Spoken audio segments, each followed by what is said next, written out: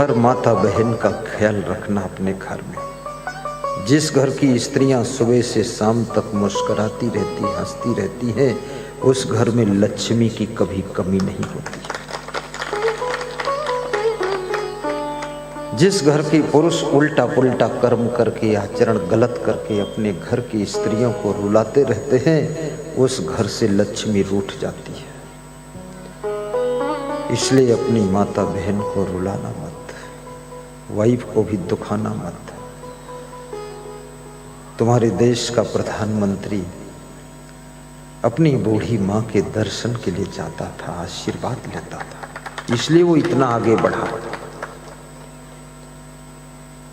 माँ का आदर करो, पिता का सम्मान करो और गुरु का ध्यान करो और संत महात्माओं के प्रवचन सुनो। अपने घर को मंदिर समझो। सुबह शाम दोपहर घर को क्लीन करो। भोजन को महाप्रसाद समझो। जितनी भूख उतना थाली में लीजिए। अधिक भोजन लेकर फेंकना बहुत बड़ा पाप है। बच्चों को संस्कार भी दीजिए और शिक्षा भी दीजिए। और गुरु के चरणों में मन की डोरी बांध कर रहिए। कभी हिम्मत मत हारिए। वनवास जब भगवान राम का हुआ है, हिम्मत, हिकमत, मेहनत, खिदमत, किस्मत के बलबूते राम वनवास में भी मुस्कुरा रहे हैं। तुम्हारे पास तो घर है, सब ठीक है, वनवास भी नहीं हुआ है, फिर भी मुंह ऐंठते रहते हैं, टेंशन में रहते हैं, दुखी रहते हैं। थोड़ा थोड़ा मुस्कुराते रहा करो, जहां बैठो खुश रहो।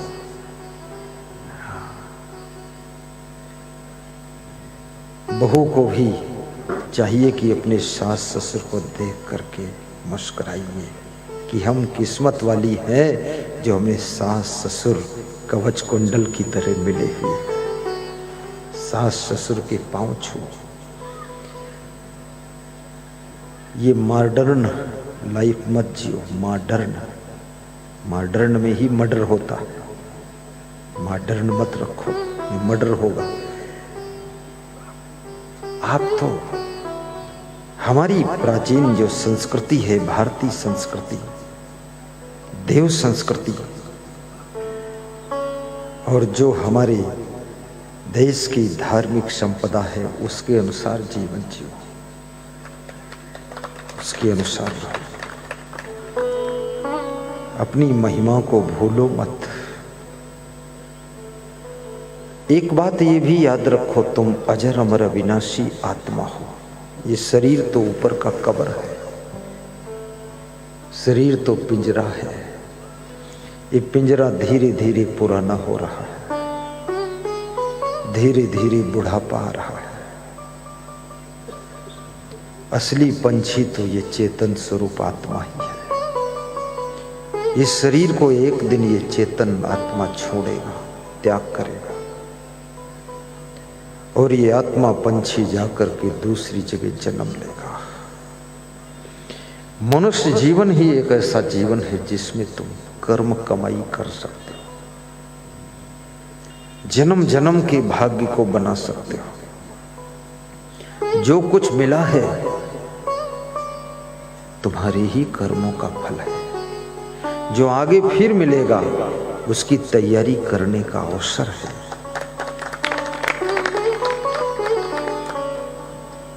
वाणी भी मधुर बोलिए। छोटी छोटी बात में गुस्सा मत कीजिए, क्रोध को कंट्रोल कीजिए, क्योंकि जिनको क्रोध ज्यादा आता है, गुस्सा ज्यादा आती है, उनके घर में गरीबी आ जाती है। जिनमें सहनशीलता बहुत है, उनके घर में लक्ष्मी आकर बसेरा करती है।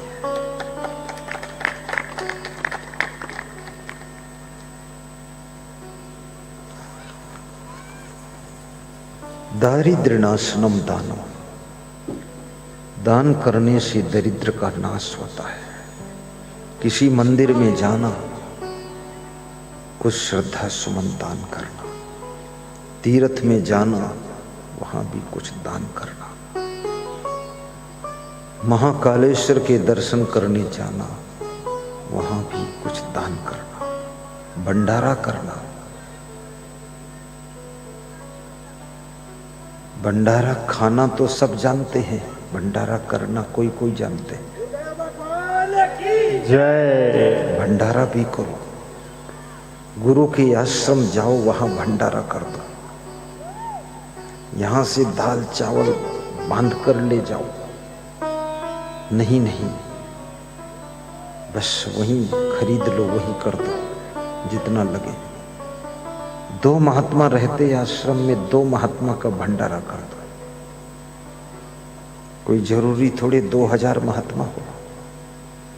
2 महात्मा हो, 10 लोग तुम परिवार के हो गए, 2-4 भक्त और आ गए, 10-20 का भंडारा हो गया।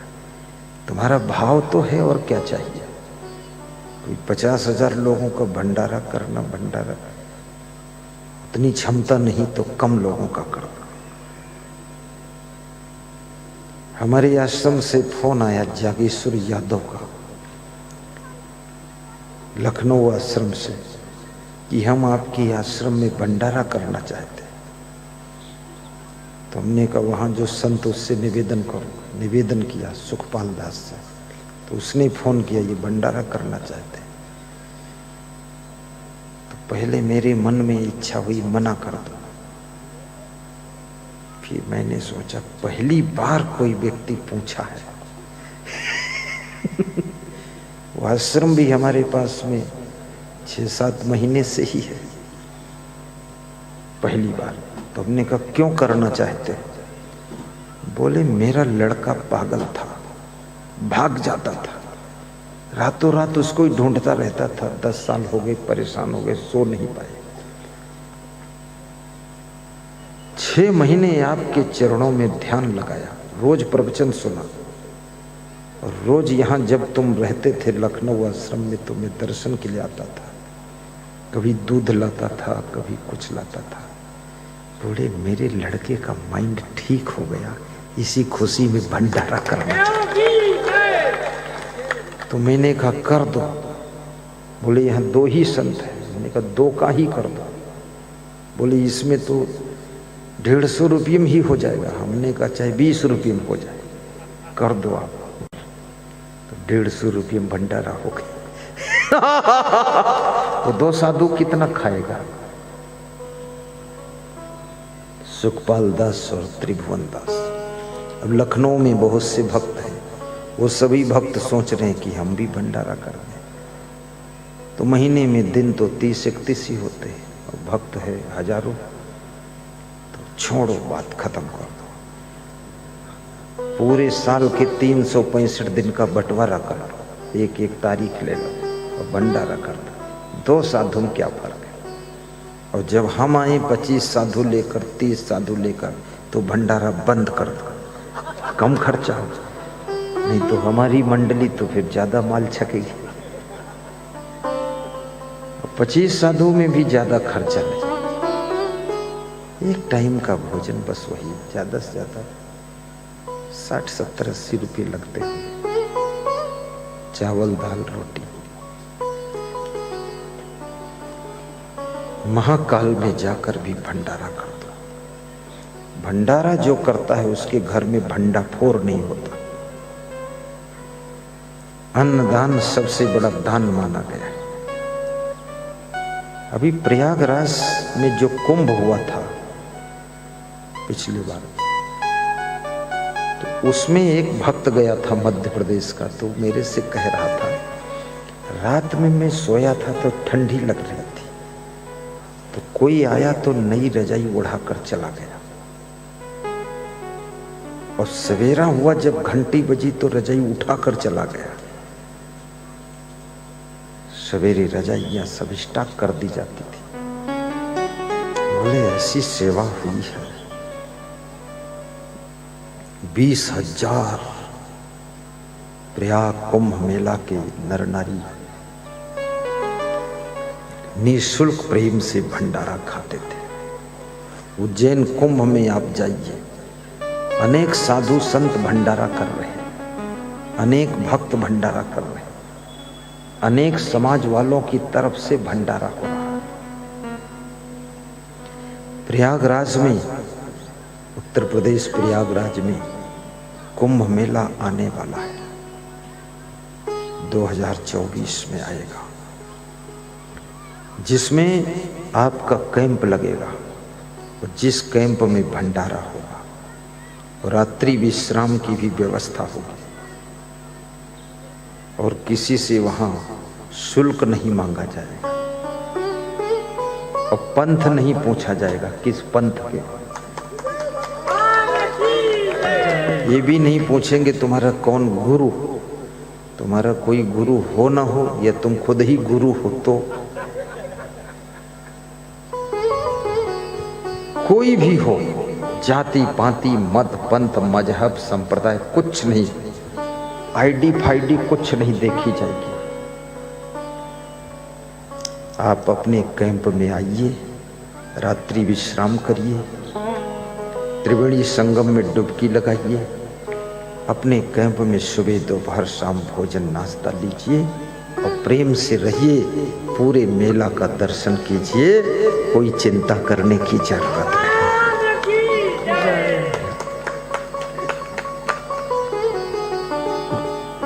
तीर्थों का सम्मान बढ़ाने की जिम्मेदारी साधु संत की होती है। तीर्थों में आए हुए तीर्थ यात्रियों की सेवा सत्कार की जिम्मेदारी भी साधु संतों की भी है। तुम गृहस्थ व्यक्ति हो, तुमको 1.5 2 महीना का टाइम कहाँ है कि इतना तुम वहां रुको, लेकिन हम तो विरक्त हैं, हमारा तो जो कुछ है सब साथ ही में है, पीछे कोई परिवार छूटे ही नहीं, न वहाँ पोती न पोता न बेटी न बेटा न दामाद कोई है। हमारे जो दामाद हैं सब यही हैं, जो बेटियां हैं सब यही हैं। हाँ, हमको केवल तुम ही को देखना है और तुम्हारा ही सेटिंग करना और कुछ नहीं, कोई चिंता नहीं है। प्रयाग कुंभ मेला में जो 2024 में कुंभ मेला लगने वाला है, वहां महाभंडारा चलेगा, महाकुंभ है। 1.5-2 महीने में 2-4 लाख भक्त भोजन करेंगे, जिनके लिए मैं आपसे निमंत्रण देता हूं कि आप भी आना। हाँ। और सभी को सेवा का मौका भी देता हूं। अपने अपने घरों से सभी लोग अन्न ले आना, कम से कम 5 kilo 10 kilo 20 kilo 50 kilo 1 quintal 2 quintal 5 quintal 10 quintal अन्नदान जो लाना होगा यही ले आना। ये मत सोचना कि गुरु जी की गाड़ी लेने आई, क्योंकि गाड़ी भेजता हूं तो गाड़ी में तेल इतना खत्म हो जाता कि वो गेहूं गाड़ी में खा जाती है। हाँ, इसलिए यही ले आओ, छुट्टी का कल ले आना, परसों भी ले आना। बस गेहूं दाल और चावल, बस, और शक्कर, तेल वोल मत लाना, नहीं लुढ़क जाएगा कहीं खाम खा। और हर व्यक्ति आटा से बन जाएगा, वो क्या बोलते हैं उसको, पूड़ी।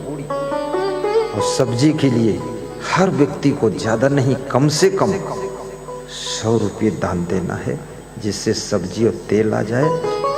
10 किलो आटा में कितने लोग पूड़ी खा लेंगे आपको पता है, मुझे पता है। 10 किलो में 50 लोग पूड़ी खा लेंगे और 100 रुपये में सब्जी आ जाएगी। 200 रुपये में पूड़ी सब्जी का तुम्हारा भंडारा हो जाएगा। तुम भी उसी में खा लोगे और हम भी उसी में थोड़ा खा लेंगे तुम्हारे भंडारे में। भंडारा तो आपका ही है, गुरु भी आपके हैं, ये संत आपके हैं और आप सब गुरु के हैं। हम तुम सब एक हैं और सबके कल्याण के लिए मेरा जन्म हुआ है, सबके कल्याण। जय। धरती से पाप मिटाने को गुरुदेव हमारे आए हैं। धरती से पाप मिटाने को गुरुदेव हमारे आए हैं। भक्तों के प्यारे आए हैं, ए राज दुलारे आए हैं। भक्तों के प्यारे आए हैं, ए राज दुलारे आए हैं। सत्संग ही तुमको सुख देगा, भक्ति ही शांति देगी। उत्तर प्रदेश के एक सज्जन कह रहे थे कि मेरा स्वभाव तो भस्मासुर जैसा था, बहुत क्रोधी। बोले सत्संग सुनते सुनते अब 5% क्रोध बचा है, 95% गम खा लेता। उनकी पत्नी बोली कि अरे इनके साथ जिंदगी गुजारना नरक हो गया। जब से सत्संग से जुड़ गए तब से शांति मिली। इसलिए परिवार को सत्संग दीजिए। महाराजा दशरथ के परिवार में कितना सत्संग होता था। गुरु वशिष्ठ रोज आते थे।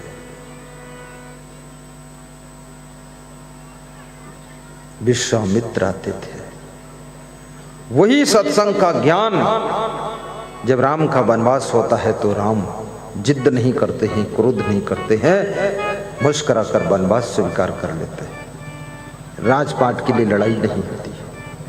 कौरव पांडवों के बीच में कोई गुरु नहीं है, कोई संत नहीं है, कोई सत्संग नहीं है, इसलिए वहां पर महाभारत युद्ध हो जाता है। लेकिन राम भरत शत्रुघ्न के बीच में राजा दशरथ के घर में गुरु वशिष्ठ खड़े हैं, गुरु विश्वामित्र खड़े हैं और साधु संतों का सत्संग है, तो वहां पर युद्ध नहीं होता है, बल्कि सबका अंतःकरण शुद्ध हो जाता है, शुद्ध हो जाता है। जय जय। आज के सत्संग में मुख्य अतिथि के रूप में पूजा दीदी भी पधारी हुई है। खड़ी हो पूजा दीदी। हम तो पूजा पाठ रोज करते हैं, दीदी आज मिली है। मुस्कुरा जी दीदी, उधर मुड़ जा। हाँ, ताली बजा दो दीदी के लिए। ये महिलाएं भी यहाँ कमजोर है, लसुड़ली धाकड़। नाम गांव का धाकड़ है, इतना कमजोर। जोर से ताली बजा। हाँ बस। वो महिलाएं इतना ठसाठस बैठी है कि ताली बजाने का, हाथ हिलने की जगह नहीं। बहुत मुश्किल मामला। कल थोड़ा दूर दूर बैठना। महिला मोर्चा प्रदेश कार्यकारिणी सदस्य धन्यवाद। राजगढ़ से विशेष अतिथि पूजा दीदी। ठीक है पूजा दीदी, कभी मुझे भी ले चलना अपने घर, पधरौनी करा देना। ठीक। विधायक साहब घर में पधरवा देना अपने। ठीक है। अपनी पत्नी से पूछ लेना, बिना पूछे मत ले जाना, नहीं चिल्ला चोट हो जाएगा। बैठो। अच्छा है, विधायक भी मजेदार है। हेमराज जी पूर्व विधायक, बहुत प्रेमी है। देखिए सत्संग जो है सबको आशीर्वाद देता है। यहाँ कोई पार्टी वाला मामला नहीं है। कांग्रेस पार्टी हो। कल मेरी भेंट कमलनाथ जी से हुई थी। मैं आ रहा था भोपाल से, हो गई भेंट, आशीर्वाद दे दिया उनको भी। कभी अब जिससे भेंट होती उसको हम आशीर्वाद दे देते हैं, और जो भेंट करने नहीं चाहता है तो हम उसको पहचानते ही नहीं, तो हम क्या करें। सबके लिए गुरु जी को ये मत सोचना कि किसी पार्टी में है, पार्टी। गुरु जी सूरज किसी पार्टी के लिए उदय नहीं होता है, किसी जाति के लिए उदय नहीं होता है। सूरज जानवरों के लिए केवल उदय नहीं होता है, संपूर्ण ब्रह्मांड के लिए, संपूर्ण पृथ्वी के प्राणियों के लिए सूरज उदय होता है। सूरज उदय होता है। गुरु गुरुदेव का आशीर्वाद सबके लिए। अब जैसे सूरज उदय हुआ तुम आंख मूंद कर बैठो, उसके बाद कहो कि हमको उजाला दिखाई नहीं दिया, तो आंख मूंदे बैठे उजाला कैसे दिखाई देगा? आंख खोलो, श्रद्धा पूर्वक गुरु का दर्शन करो। आशीर्वाद बहुत बड़ी चीज है, इसलिए निवेदन करूंगा कि सबसे पहले अपने माता पिता का आशीर्वाद लीजिए। आप किसी भी पॉइंट पर सफल होना है, उनका आशीर्वाद लेना। उसके बाद संत गुरु का आशीर्वाद लेना। उसके बाद समाज में जो भी तुमसे बड़े हैं उनका आशीर्वाद लेना। उम्र में बड़े हो, धन में बड़े हो, बुद्धि में बड़े हो, गुणों में बड़े हो, रिश्ते में बड़े हो, उनका सबका आशीर्वाद लो। सबको हाथ जोड़ लो। सिया राम मैं सब जग जानी, करो प्रणाम जोर जुग पानी। ऐसा करो और अपने माता पिता के तो पैर रोज छुओ, सास ससुर के पैर छुओ। कितनी बहुओं के बच्चे नहीं पैदा होते, ऐसी बहुत बहुएं हैं। अब उनके माँ बाप भी परेशान हैं कि बेटी के कोई बच्चे नहीं हो रहे, सास ससुर परेशान हैं इसके कोई बच्चे नहीं हो रहे, वो भी पति पत्नी परेशान कि हमारे कोई बच्चे नहीं हो रहे। और परेशान होकर फिर कभी कभी देवी देवता के मंदिर में जाते, वहाँ बच्चे मांगते हैं। कभी कभी मेरे पास आ जाते हैं, जब सब जगह से थक जाते हैं तब मेरे पास आते हैं कि अब तुम कुछ कर दो। तो मैं क्या कर दूँ? भले बच्चे कर दो। तो कैसे होगा बच्चा? सीधा फार्मूला, सच्चा फार्मूला, सस्ता फार्मूला, सुन लो कान खोल के। पति लोग भी सुने, पत्नी भी सुने। अपने सास ससुर को हाथ जोड़कर 7 परिक्रमा करके पांव छू के मस्तक उनके चरणों में छुआ दो, बच्चा हो जाएगा। उसके बाद गुरु जी का ध्यान कर लो। पहले उनको हाथ जोड़ के प्रणाम कर लो फिर। लेकिन तुम सास ससुर से तो बहुत नाराज हो, अब मुश्किल वहां पैदा हो गई। सास ससुर से नाराज मत होइए। और एक बात कहूं, बहू में कोई गलती भी हो थोड़ी, तो सास ससुर को नाराज नहीं होना चाहिए। क्षमा कर दो बेटी समझ करके। ये माया का संसार गलतियों का संसार है। यहाँ पर छोटी मोटी गलतियां लोगों से होती हैं, हो जाती हैं, हो सकती हैं, हो रही हैं और होंगी। अगर क्षमा नहीं करोगे तो किसी के साथ में गुजारा हो भी नहीं सकता। माफ करो, क्षमा कर दो। यहाँ जो अपना है वो भी सपना है और बाकी तो संसार सब सपना है ही। फालतू टेंशन भी मत करो। जब बेटों के बेटे हो जाएं तो थोड़ा टेंशन मुक्त रहना सीखो। अब तुम्हारी पारी समाप्त हो चुकी, अब बुढ़ापे में क्यों हैरान होते हो खामखा? प्रवचन सुनो, आनंद से सो जाओ। और बूढ़े लोग सोते ही नहीं है, रात दिन बूढ़े और बुढ़िया दोनों मिलके ना मालूम कौन माला फैलते, खुदर बुदर खुदर बुदर। अरे सो जा, डोकरा डोकरी। जब तेरे बेटे बाप बन गए और बहुएं मां बन गई, अब तुम्हारी पारी समाप्त, काम खत्म। इतना सोचने से कोई मतलब भी नहीं है। आज देखना रात में जितने डोकरा डोकरी है, बूढ़े हैं, सब बेहोश सोएंगे। बहू बेटा टेंशन में पहुंच जाएंगे, इनको हुआ क्या है, इनको हुआ, अरे गुरु जी की दुआ, यही इनको हुआ, हाय मेरी बुआ। कोई चिंता नहीं। वो दीदी भी खुश है और विधायक भी सोचता होगा अरे जाने दो विधायकी इधर उधर, गुरु जी के पास ज्यादा अच्छा, फिर से विधायक बन जाएगा, उसमें क्या फर्क है। चुनाव हार भी जाओ तो दुखी मत हो, फिर मूंग का हलवा बनाकर खाओ। ऐसे तो रवा का हलवा बनाओ सूजी वाला, लेकिन हार जाओ तो मूंग की दाल का हलवा। सो जाओ रजाई ओढ़ के, झंझट खत्म हुआ। निश्चित रूप से तुम जीत जाओगे। कभी टेंशन मत लेना, चिंता मत करना। हार जीत जीवन का तो अंग है, कभी हार कभी जीत, ये तो हमारे जीवन का संगम है। कोई चिंता नहीं, बस 4 से 5 किलोमीटर रोज सुबह पैदल चलो। हर नेता के लिए जरूरी है। कोई साथ नहीं देगा जिस दिन तुमको बीमारी आएगी। ना पार्टी का कोई नेता आएगा, खाली फोन लगाकर पूछ लेगा तबीयत कैसी है। वो पूछ रहा मर गए हो तो छुट्टी मिले किसी दूसरे टिकट पे। बेईमान आदमी, तुम इतना पार्टी के लिए मर मिटे फालतू। ठीक है,